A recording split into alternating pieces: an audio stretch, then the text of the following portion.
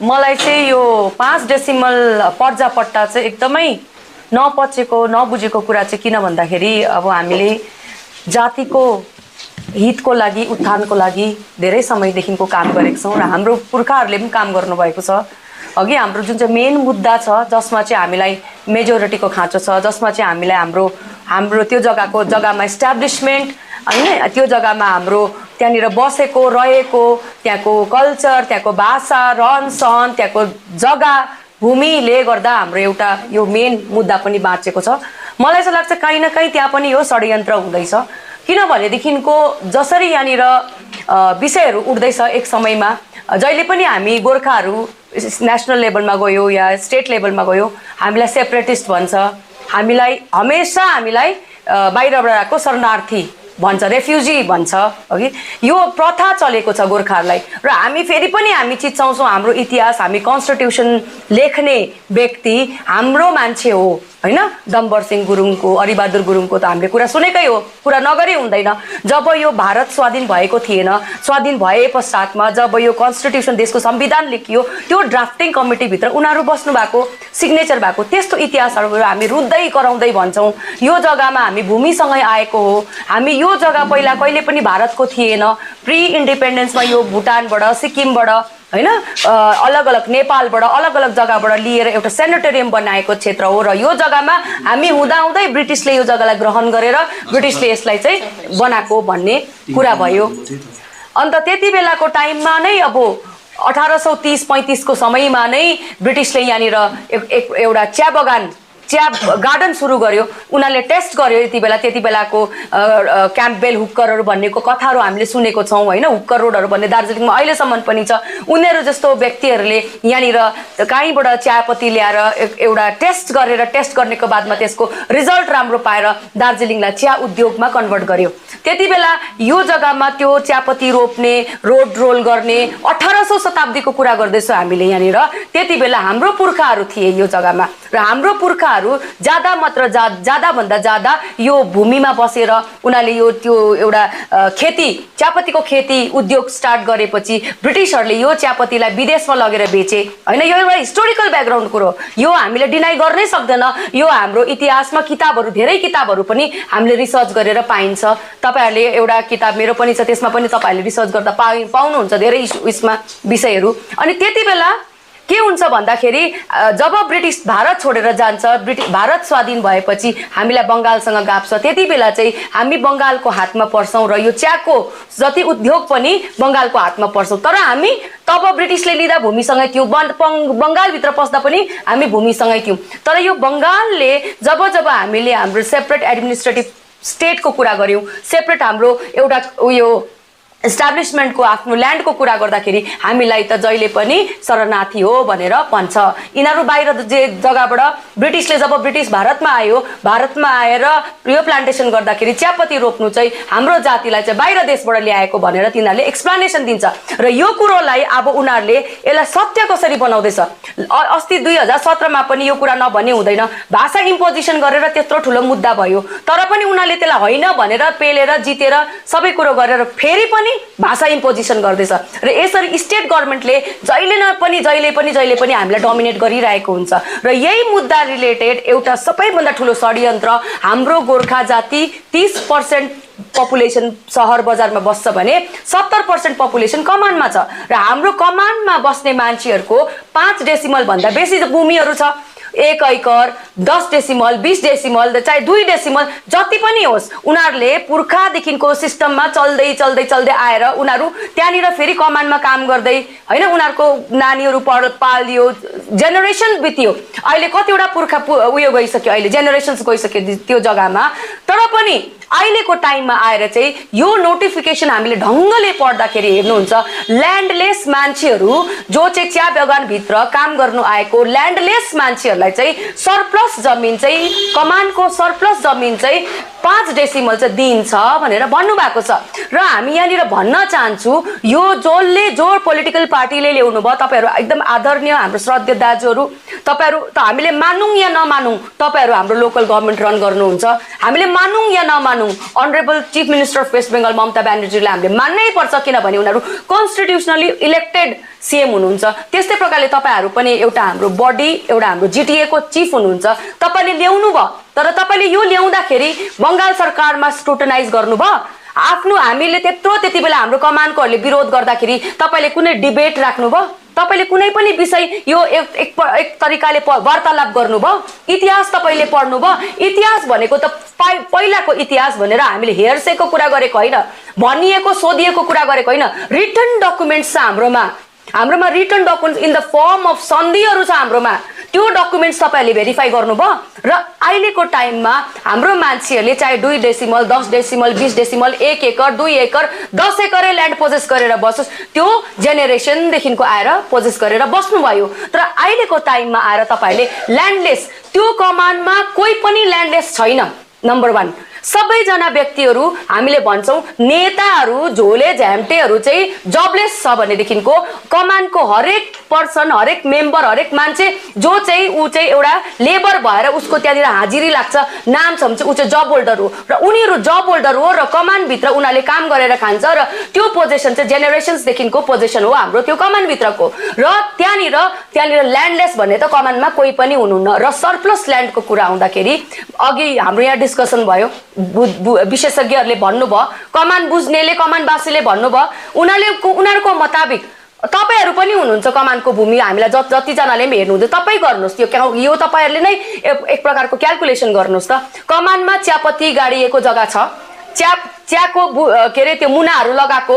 चियाको बुशेसहरु छ रुखहरु छ त्यसको बादमा बाँकी रहेको जमिन हामीले बसोबासो गर्ने हामीले उपभोग गरिरहेको हाम्रो घर हाम्रो सुँगुरको खोर बाख्राको घोर हाम्रो बारी अलैँची बारी अदुवा बारी हैन हाम्रो खोला नाला झोडा त्यो त हामीले पोजेस गरेको गाउँ हो त्यो त त्यहाँ सरप्लस ल्यान्ड कहाँबाट आयो त र यो नोटिफिकेसनले भनेको छ नोटिफिकेसनको अकर्डिङ चाहिँ डीएमहरु गएर चाहिँ सरप्लस ल्यान्डलाई जो सरप्लस ल्यान्ड भनेको त एक्स्ट्रा ल्यान्ड नचाहिएको युज नगरिएको ल्यान्डलाई चाहिँ जो जबलेस मान्छे ल्यान्डलेस मान्छेहरु छ तिनीहरुलाई चाहिँ नापेर 5 डेसिमल दिने त्यो यो त भएन त यो त सोच्नुको बुझ्नुको विचार हो अनि यसमा हामीले खुशी मनाउँदै छौं तिहार मनाउँदै छौं पटेका पड्काउँदैछौं विजय उत्सव गर्दैछौं यो एक्चुअली विजय चाहिँ स्टेट अफ वेस्ट बेंगलको विजय हो नि त उनीहरुले त यो सोचिसकेको हो नि त हामीलाई दमन नीति हामीलाई भाषामा इम्पोज गरेर हुन्छ कि हामीलाई के रे एजुकेसनमा हामीलाई मारेर हुन्छ कि हाम्रो राइट्स खाइदिएर हुन्छ कि अब चाहिँ भूमि दमन गरेर हामीलाई चाहिँ ल्यान्डलेस बनाउँदैछ जसमा चाहिँ हामी चाहिँ त्यो जमिन चाहिँ ट्रान्सफरेबल पनि छैन हैन अन्त त्यसमा चाहिँ हेरिडेटरी हुन्छ नि अब हेरिटेबल भन्दैछ तपाईको आमाको पछि छोरा पछि यस्तो जो जेनेरेसनको चाहिँ त्यो उयो खत्तम हुन्छ हेरिडेटरी खत्तम हुन्छ त्यो जमिन फेरि कसले लान्छ अनि त्यो सरप्लस ल्यान्डहरु जति पनि गाउँमा 5 डेसिमल जमिनहरु तपाईले दिनुहुन्छ हाम्रो मान्छेहरुलाई 5 डेसिमल दिएर उनीहरुको कसैको घरमा 20 डेसिमल जमिन छ भने देखिनको 5 डेसिमल नापेर बाँकी जमिन चाहिँ सरप्लस भन्नु सक्नुहुन्छ म तपाईको जीटीए को प्रभारीहरुलाई भन्दैछु तपाईहरुले यो आन्सर दिनु सक्नुहुन्छ जसको चाहिँ 20 डेसिमल त्यहाँनिर जमिन छ अलैँची बारी लटरम्मै छ फूलको खेती लटरम्मै छ पोल्ट्री फार्म छ सुँगुरको फार्म छ किन भने देखिनको कमानको पैसा 176 रुपैयाँ अहिले हामीले तपाईहरुले विजय उत्सवमा भन्नु हुँदै त्यो 2050 पनि तपाईहरुले ल्याउनु भएको हो भने 250 रुपैयाँ त्यो पनि तपाईहरुको गलत हो हाम्रोमा सुप्रिम कोर्टको अर्डर पूरा छ र जब सुप्रिम कोर्ट दार्जिलिङ आएपछि आजसम्म 250 रुपैयाँ पनि उनीहरुको एउटा हकको एउटा हाजिरा भएको छ हैन त्यस्तो प्रकारको मान्छेहरुले जसको चाहिँ 250 रुपैयाँ अहिलेको रेटमा हाजिरा छ भने चाहिँ उनीहरुले चाहिँ उयो बिना हुँदैन नि त उनीहरुले त खेती लोकल खेतीहरु उयो छैन भने त हुँदैन नि त उनीहरुको त सुँगुर पाल्नै पर्यो कुखुरा पाल्नै पर्यो बाख्रा पाल्नै पर्यो सब्जी ल्याउनै पर्यो त्यस्तो सरप्लस ल्यान्डलाई चाहिँ तपाईहरुले त्यसलाई भनेर चाहिँ तपाईहरुले विजय जुलुस लाउनुहुन्छ तपाईहरुले जसले यो थापे भन्नु हुँदैछ तपाईले थापी त सक्नु भएको छैन तपाईहरुको कमानमा क्षेत्रमा आएर नाप्दैछ उनीहरुले नाप्दाखेरि तपाईहरुले रिक्वेस्ट गर्नुहोस् जुन चाहिँ यो चाहिँ बंगाल सरकारले थोपिएको कानुन थोपिएको यो चाहिँ हामी मान्दिन किन भने देखिनको मेरो पुर्खाले जेनेरेसन देखिनको गरी खाएको कुरा हो यो जमिन चाहिँ मेरो हो र मेरो जेनेरेसन पुर्खाले किन भने देखिनको कानुनी सिभिल केस हामीले गरे भने देखिनको एउटा कुरा आउँछ ट्राइबल ल्यान्ड अर्को कुरा आउँछ एससी ल्यान्ड हैन अर्को कुरा आउँछ तपाईको यो के भन्छ जसले पनि कुनै पनि जग्गामा 12 साल भन्दा बेसी पोजेस गरेर बस्नु भएको छ भने तपाईको एउटा एडभर्स पोजिसनको कुरा आउँछ, जो चाहिँ तपाईको owner state of West Bengal भएको स्टेट अफ वेस्ट बेंगल गभर्नमेन्टलाई थाहा हुँदा पनि तपाईँ त्यो पोजिसनमा जेनेरेसनमा त्यहाँ बस्नुहुन्छ भने कुनै डीएम को अधिकार छैन, कुनै ल कुनै कानुनको एस्टाब्लिशमेन्टको कुनैको पनि यस्तो उयो छैन, फन्डामेन्टल्स कुनै पनि विषय छैन तपाईलाई निकाल्नु सक्छ। अर्को कुरा, जतिजना पनि ट्राइबल तामाङ लिम्बू जातिहरू तपाईहरु हुनुहुन्छ, ट्राइबललाई त ट्याक्कै नै हटाउन सक्दैन त्यहाँनिरबाट। तपाईहरु आउनुहोस्, आफ्नो आफ्नो सर्टिफिकेट्सहरु देखाएर तपाईहरुले विरोध गर्नुहोस्, तपाईले म्यानेजरलाई भन्नुहोस्, तपाईले दया गरेर हाम्रो जग्गामा चाहिँ नाप्नु नपठाइदिनुहोस्, किनभने हामी डिसएग्रीमेन्ट छु। People's voice is very much important in the democracy. र म यो चाहिँ भन्छु, यो जीटीए को मालिकहरुलाई भन्छु, तपाईहरुले आफ्नो जातिको 5 डेसिमल जमिनको मालिकाना हक भन्नु हुँदैछ, त्यो मालिकाना हक पनि हैन। तपाईले न लोन पाउँछ, तपाईले त्यसलाई न बेच्नु पाउँछ, न अर्कालाई दिनु पाउँछ। त्यो 5 डेसिमल जमिन पाउँदै अर्को पनि एउटा यहाँनिर हेर्से कुरा चलिरहेको छ। यो 5 डेसिमल जमिन तपाईहरुले थाप्दै गर्नुहोस्, अरु चाहिँ तपाईलाई हुँदै गर्छ, फेसिलिटिजहरु हुँदै गर्छ भन्ने कुरा गर्नु हुँदै थियो। तपाईहरुलाई त हामी विश्वास ट्याक्कै गर्नु सक्दिन। हामीलाई 5 डेसिमल जमिन चाहिँदैन, अघि नै भनिहाल्नु भयो हाम्रो अघिको वक्ताहरूले। तपाईले चाहिँ बरु स्टेट गभर्नमेन्टसँग यो नोटिफिकेसन लगेर विशेषज्ञ बुद्धिजीवीहरू लानुहोस्। त्यो तपाईलाई उचाल्ने, तपाई त नेता, तपाई त भयंकर, तपाईको खुट्टा धोक्छु भनेर भुइँ सोरेर ढोगर्नेलाई नलानुहोस्। बुझ्ने दिमाग भएको राम्रो छ। जीटीए भित्र पनि हाम्रो राम्रो मान्छेहरू छ जसलाई स्टिल मन परेको छैन यो 5 डेसिमल जमिनको चाहिँ कुरा थोपिएको। तपाईले स्टेट गभर्नमेन्टसँग नेगोसिएट गर्नुहोस्। हाम्रो मान्छेहरूले चाहिँ मानेको छैन। हाम्रो मान्छेको तपाईले हित चाहनुहुन्छ भनेदेखिको चाहिँ हामीलाई ल्यान्डको ट्याक्स तिर्नु सक्छ नि, तिर्छ नि हामी। तपाईले त यो ट्याक्स पनि तिर्नु पर्दैन। यो ल्यान्ड जुन ल्यान्डमा तपाईले ट्याक्स तिर्दैन त्यहाँको त तपाईँ त्यो त गभर्नमेन्टको जमिन भयो। गभर्नमेन्टले जब चाहिन्छ तपाईलाई खाली गराउन सक्छ र पछि फ्युचर चाहिँ हामी विश्वास गर्दिन। र हामी चाहिँ यही भन्नु छ, यो कुरालाई चाहिँ हामी विरोध गर्छौं। यो इम्पोजिसन अफ यो 5 decimal lands upon the people of tea garden of the Darjeeling hills, we deny, we reject this, we condemn this and we request this GTA chairperson, GTA chairman, whosoever runs the GTA, please go and negotiate with the state of West Bengal कि हाम्रो मान्छेले चाहिँ यो एकदमै मान्दैन, यो हुँदैन, यो फिजिबल छैन, यो हुने कुरै होइन। र बाँकी रह्यो तपाईको त्यो विजय जुलुसमा नाच्ने, कतिवटा कमानवासीले थाप्ने, भोलिको दिनमा तपाई विजय जुलुसमा आएर त्यो पर्जापट्टा 5 डेसिमल थाप्नेले तपाई नै पहिला घरबाट आउट हुन्छ। अनि म भन्छु यो जीटीए को चेयरम्यान हुनुहुन्छ कि जीटीए को चीफ हुनुहुन्छ कि मालिक हुनुहुन्छ, तपाईलाई पनि भन्छु, यो 70% पपुलेसनलाई चाहिँ मेची तार्यो भनेदेखिको तपाई बाँच्ला यो जग्गामा, तपाई बाँच्ला। र तपाईले तपाईको औदा, तपाईको रुतुवा, तपाईको पोस्ट पोजिसनको चाहिँ के अवस्था हुन्छ। र पहिला चाहिँ भन्छ नि माटो बाँचे जाति बाँच्छ, जाति बाँचे कुनी के बाँच्छ भन्छ नि, होइन। पहिला चाहिँ तपाईले जातिलाई बचाउनु पर्छ। जातिलाई मेची तराउनुलाई चाहिँ तपाईले यो के रे तपाईको यो हिसाब किताब चाहिँ नगर्नुहोस्। र म यही भन्छु, हाम्रो यहाँनिर चिया सुरक्षा समितिले त एकदम totally we have denied it. अनि अघि नै सरले भनिहाल्नु भयो हाम्रो प्रावधानहरू हामी गर्छौं, कस्तो प्रकारले हामी विरोध गर्ने। अनि कमानकोहरूलाई भन्छु, हामी कुनै पनि अनडेमोक्रेटिक स्टेप्स लिँदैनौं, हामी कोही भाइलेन्ट अपनाउँदैनौं, कसैलाई गाली गर्दैनौं, कसैलाई भन्दैनौं, कसैलाई नराम्रो भन्दैनौं, कुनै एडमिनिस्ट्रेसनसँग हामी उयो गर्दैनौं, के भन्छ त्यसलाई एडभर्स इफेक्ट केही पनि गर्दैनौं। तर कुनै पनि कुरा हामी माथि थोपिँदाखेरि हामीले त्यसलाई डेमोक्रेटिक तरिकाले डेमोक्रेटिक तरिकाले डिनाई गर्नु, हामीले रिजेक्ट गर्नु हाम्रो यो मौलिक अधिकार हो, संवैधानिक राइट्स हो, फन्डामेन्टल राइट्स हो। र म भन्छु एडमिनिस्ट्रेसनलाई पनि कुनै पनि तपाईको डिपार्टमेन्टले कुनै पनि व्यक्तिले तपाईले जमिन नाप्नु जाँदा त जमिन खोसेको हो नि त, उनीहरूले डिनाई गर्दाखेरि त्यो डिनायलमा तपाईले चाहिँ मिसयुज अफ द पावर चाहिँ गर्नु पाउनु हुँदैन। We are watching here from here. हाम्रो मान्छेलाई तपाईहरुले अननेसेसरी केस गर्नु पाउनुहुन्न, लट्ठी लाउनु पाउनुहुन्न, किनभनेदेखिको सरकारले भन्नेको कुरा मान्नै पर्छ भन्ने छैन डेमोक्रेसीमा।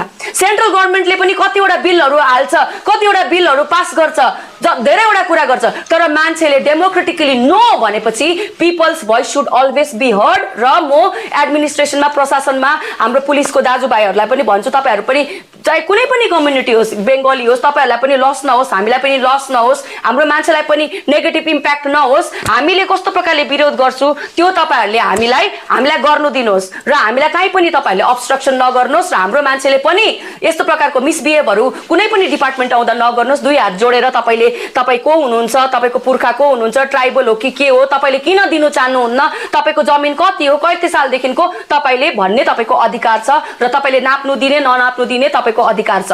र हामीले सबैलाई भन्छौँ यो कमानकोहरूलाई सानो सानो कुरामा नभुलिनुहोस्। एकदम अब आजको दिनमा तपाईँ हाउसलेस, होमलेस, जबलेस भएपछि चाहिँ तपाईँको केही रहँदैन। 5 डेसिमललाई हटाएपछि चाहिँ तपाईँको न नोकरी रहन्छ, न तपाईँको मिनिमम वेज रहन्छ, न तपाईँको प्लान्टेसन एक्ट रहन्छ, न तपाईँको कुनै पनि अधिकार रहन्छ, न तपाईँको रासिन रहन्छ, न तपाईँको पानी रहन्छ, जब तपाईँको भूमि नै रहँदैन। र हाम्रो दार्जिलिङको अरू भन्नु हुँदैछ, धेरैले हामीले मिडियाको थ्रुबाट सुन्दैछौँ तल लोवर डिभिजन जस्तै तराईतिर त विरोध गरेको छैन। उनीहरूको सिस्टम अर्कै हो, उनीहरूको विषय अर्कै हो। त्यहाँनिर कतिजना इन्फ्लक्सहरू बाहिरबाट आएर त्यहाँनिर बसेको कुराहरू त्यो भिन्दै कुरा हो, मधेसको कुरा भिन्दै हो। तर दार्जिलिङको चाहिँ आफ्नै एउटा इतिहास बोकेको जग्गा हो र हामीलाई चाहिँ हाम्रो क्राइसिस छ, हाम्रो आइडेन्टिटी क्राइसिस छ र जमिन छैन भनेदेखिको अझै ज्यादा हामी चाहिँ यहाँनिर डोमिनेट भएर बस्छौँ। यो कुरा चाहिँ हामीले बुझ्नुपर्छ र यति नै हो मेरो तपाईँहरूसँग। हामी हातोमालो गरेर तपाईँहरूको पार्टी, कुनै पनि पोलिटिकल पार्टी, तपाईँहरू पनि मिलेर, कुनै पनि गठबन्धन मिलेर, सबैजना यो ट्रेडहरू मिलेर यस चिजलाई विरोध गरेर चाहिँ हाम्रो जाति र माटो चाहिँ बचाउनुपर्छ। किन मागेको मुन्ना दिदी भन्नुहुन्छ कि मुन्ना दिदी